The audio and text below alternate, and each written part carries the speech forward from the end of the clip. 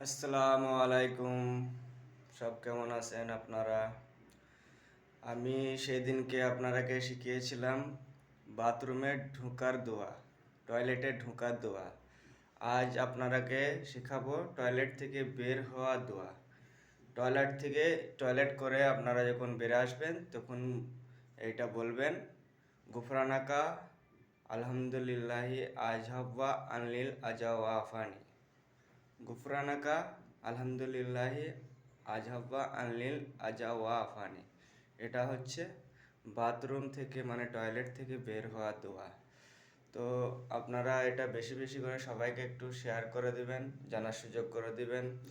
আর জাহান্নামের আযাব, কঠিন আযাব আর সব থেকে না পাকে থাকার কারণে বেশি জাহান্নামে যাবেন। আর পাক সাফ হয়ে থাকবেন, নাপাক থেকে দূরে থাকবেন।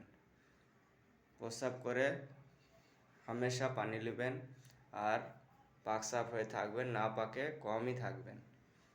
ইনশাল্লাহ আমার এই কথাটা ভালো লেগে থাকলে সবাইকে শেয়ার করে দিবেন আর জানার সুযোগ করে দিবেন।